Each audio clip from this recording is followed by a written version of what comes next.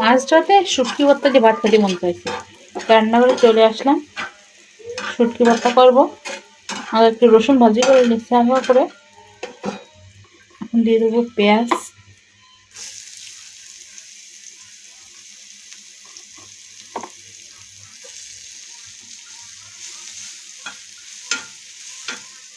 হালকা হালকা করে একটু ভাজি করে নেবো, যাতে একটু নরম হয়ে যায় আর কি। ছোটো ছোটো দিচ্ছি কাঁচামরিচ 3টা, শুকনো মরিচ।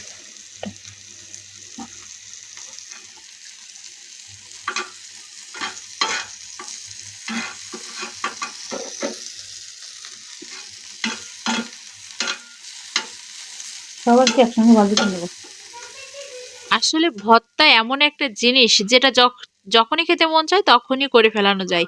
যতই ঝামেলা হোক, যতই যাই হোক না কেন, সঙ্গে সঙ্গে করে ফেলা যায়। এই যে আমি আজকে ভর্তাটা করতেছি, প্রায় 10টা বেজে গেছিল, তখন ভর্তাটা করে আমি খেয়েছিলাম। মানে কি বলবো, খুবই শুটকি ভর্তা খেতে মন চাচ্ছিল, চাপা শুটকি ভর্তা। তা কয়েকটা মাত্র চাপা শুটকি ছিল বাসায়, আর চেলা শুটকি ছিল, দুইটা মিক্সড করে তাই ভর্তাটা বানিয়েছিলাম। আসলে শুটকির এতটা মজা, সেটা আসলে মিস করলে তো মিসই হয়ে যাবে। এই জন্য যখনই মন চাইছে তখনই করে খেয়ে ফেলেছি। ঝালগুলো ভেজে নেওয়া হয়ে গেছে, কারণ বেঁকা বেঁকা শুটকিগুলো দিয়ে দেবো, ধোয়ার সময় ভেঙে গেছে আর কি।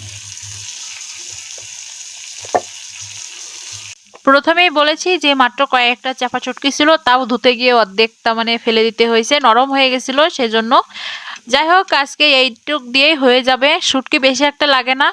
যদি একজন মানুষের খাওয়ার দরকার হয়, একটা কিংবা দুইটা শুটকি দিয়ে পুরো ভর্তা বানিয়ে ফেলা যায়। আর আজকে শুটকিটা আমি নিজের জন্যই করতেছি, 2-3 বার তো খেতেই পারবো, রাত্রেবেলায় বানাচ্ছি, এখন রাত্রে এটা বানিয়ে খাবো, তারপরে হচ্ছে ফ্রিজে রেখে দেবো, কাল সকালে এটা আবার খাবো। গরম গরম ভাতের সঙ্গে খেতে খুবই ভালোই লাগবে। দেখতেই পারছেন আমি কিন্তু শুটকিটা খুব ভালো করেই ভেজে নিচ্ছি। শুটকি ভাজতে ভাজতে যখন শুটকির সুন্দর একটা ঘ্রাণ বেরোবে, তখন এগুলো জালটা আমি বন্ধ করে দেবো। চাপা শুটকিগুলো কিন্তু ভেঙে গেছে, আসলে চেলা শুটকি। পেঁয়াজ রসুন যখন ভাজি করেছি তখন ওখানে কিন্তু আমি হালকা একটু নুন আর একটু হলুদ দিয়েছি, তাহলে ভর্তা বানানোর পরে কালারটা খুব সুন্দর আসবে। চুলাটা বন্ধ করে দিলাম, গরম গরম ভর্তা বানাইতে খাবো।